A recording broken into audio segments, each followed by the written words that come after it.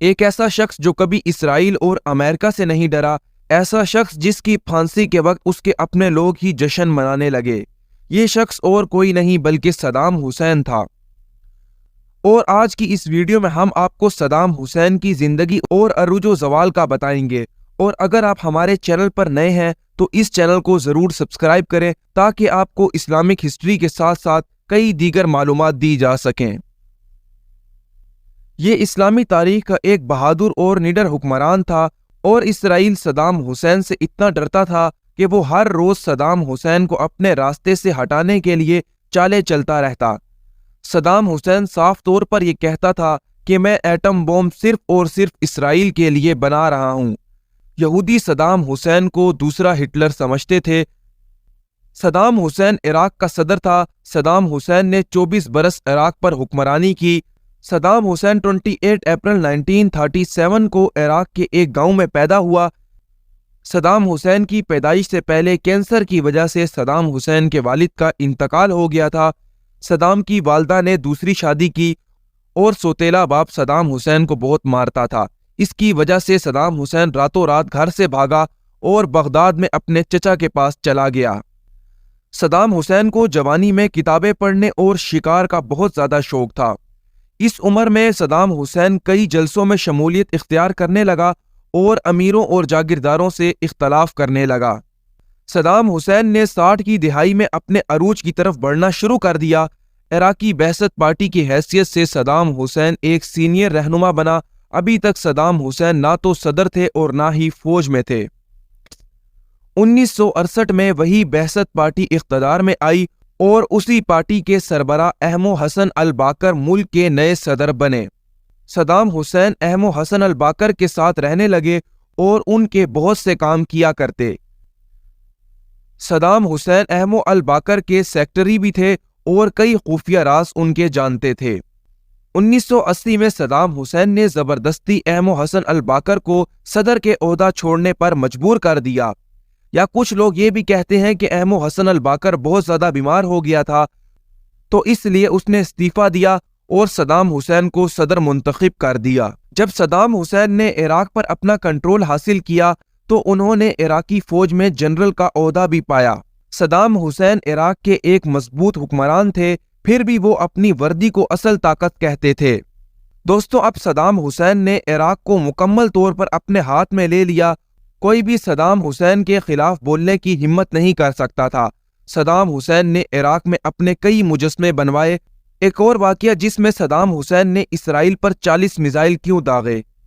ایک بار کی بات ہے، صدام حسین پریس کانفرنس میں تھے کہ ایک دم ایک فلسطینی عورت آئی اور کہنے لگی کہ یہودیوں نے میرے پورے خاندان کو شہید کر دیا ہے، اور صدام، کیا تمہیں ان عورتوں اور بچوں اور بوڑھوں کی چیخوں کی آوازیں نہیں آ رہی، اور تم یہاں عیش و آرام کی زندگی گزار رہے ہو، اور کیا تمہیں اللہ کے پاس حساب نہیں دینا؟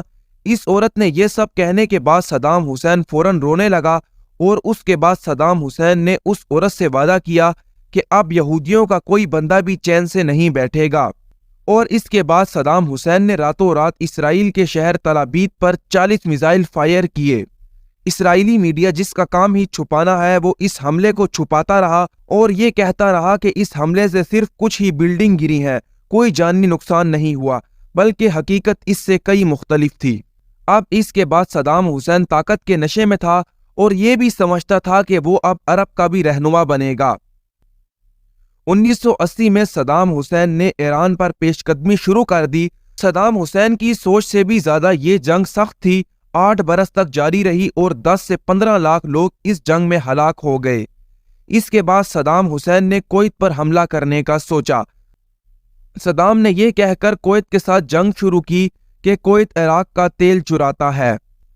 عراق کی فوجیں کویت میں داخل ہونے لگی۔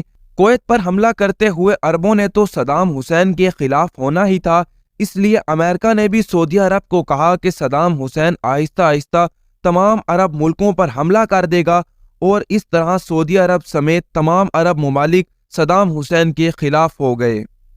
اب اس کے بعد تمام عرب ممالک نے امریکہ کو اجازت دے دی کہ وہ اپنی فوج لے کر عراق پر حملہ کر دے، اور دیکھتے ہی دیکھتے امریکہ نے عراق پر بہت سی پابندیاں عائد کی اور اس طرح عراق معاشی طور پر کمزور ہوتا چلا گیا۔ امریکہ بھی یہی چاہتا تھا کہ صدام حسین کو جلد از جلد ختم کیا جائے، کیونکہ صدام حسین اسرائیل اور امریکہ کے لیے ڈرونا خواب بنتا جا رہا تھا۔ اس کے بعد امریکہ نے آپریشن ڈیزرٹ سٹورم کے نام سے ایک مشن شروع کیا، جس میں برطانیہ نے امریکہ کا کھل کے ساتھ دیا اور الزام یہ لگایا کہ عراق کے پاس بہت خطرناک ہتھیار ہیں اور یہ ہتھیار کا کاروبار بھی دنیا میں کر رہا ہے۔ اس لیے فروری 2003 میں امریکہ کے فوجی عراق کے اندر گھس گئے، مگر دوستو ابھی تک ان الزاموں میں سے کوئی بھی الزام ثابت نہیں ہو سکا۔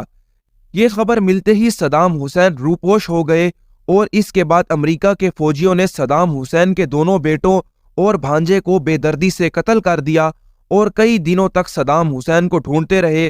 آخرکار صدام حسین کو ایک تہہ خانے میں پایا، جو تہہ خانہ ان کی پیدائش کے گھر کے قریب تھا۔ وہاں سے صدام حسین کو بہت بے دردی سے پکڑا۔ صدام حسین کو پکڑنے کے بعد حراست میں لے لیا، جس کے بعد صدام حسین پر امریکہ کی نگرانی میں مقدمہ چلایا گیا۔ 140 لوگوں کے قتل کی وجہ سے صدام حسین کو سزائے موت سنا دی گئی۔ صدام حسین کے وکیلوں کو بھی قتل کیا گیا، جس پر صدام حسین نے بائیکاٹ کیا اور صدام حسین کہتا رہا کہ یہ عدالت امریکہ کے تسلط سے چل رہی ہے۔ اس وقت میں صدام حسین کا ساتھ کسی بھی ملک نے نہ دیا۔ صدام حسین اکیلا پڑ گیا اور اس طرح 30 دسمبر 2001 کو صدام حسین کو پھانسی دے دی گئی، اور وہ بھی عید الاضحیٰ کے دن۔ آج تک سب لوگ صدام حسین کے ان الفاظ کو یاد کر کے روتے ہیں کہ ایک بار صدام حسین نے کہا تھا کہ جب تک میں زندہ ہوں آپ لوگ بے چین سوتے رہو، لیکن جب میں چلا گیا تو تم لوگ چین سے نہیں سو پاؤ گے۔ صدام حسین کے دور میں عراق اپنے عروج کی طرف بڑھنے لگا اور اس طرح لوگوں کو روزگار ملنے لگے اور لوگوں کی زندگیاں بہتر ہونے لگیں۔ اس وقت کے لحاظ سے عراق اکنامک پاور کے لحاظ سے خوب بڑھنے لگا۔ دوستو امید آپ سب کو ویڈیو پسند آئی ہوگی۔ نئی ویڈیو آنے تک کے لیے اللہ حافظ۔